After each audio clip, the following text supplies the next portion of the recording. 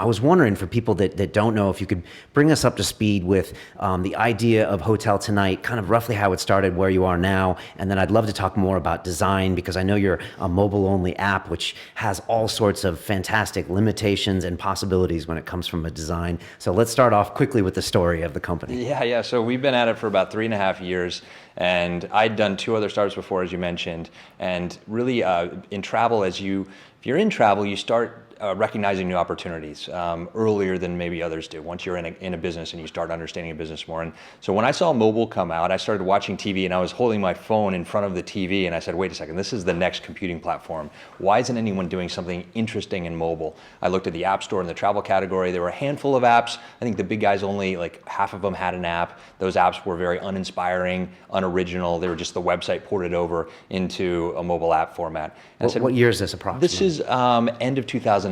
So about 4 years ago is when we started thinking about this, and then started thinking about, all right, if you started with a clean slate and a new brand, a new tech platform, a new app, what would you build for hotel booking? What does that look like for the mobile era? And that's when we started coming up with HotelTonight. And I did a sketch. That sketch is on a whiteboard that's hanging in our lobby now. I've seen a picture of that. And just a few taps to book a hotel, a small list of hotels, just the best hotels, the very best hotels for you for that moment in time. And working with hotel partners that have excess inventory, excess capacity. I think that's one of the things that mobile commerce really helps, is with the last minute nature of booking, is that when a supplier has excess capacity, that can then be utilized by matching a buyer with a supplier in real time.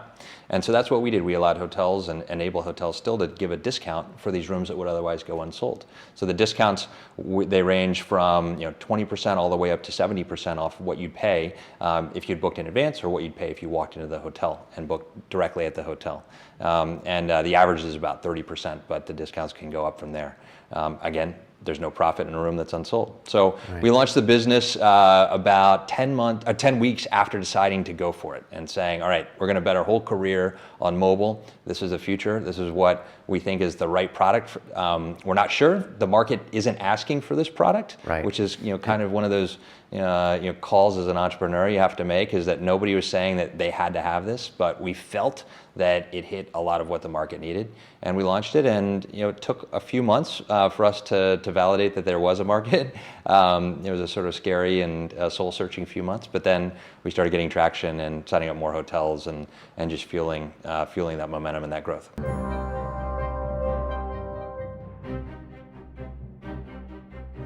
Many technology entrepreneurs don't know how to pitch their startup, and when you're doing a startup, you can't afford expensive PR people and things like that, so you have to pitch the media yourself, and they weren't doing it right. In London, you have the financial industry, financial tech industry is very big, you have a fashion industry, it's very big, media is big, arts, culture, you name it. So all these vertical industries are all equally big. Silicon Valley is no longer a place, it's a state of mind.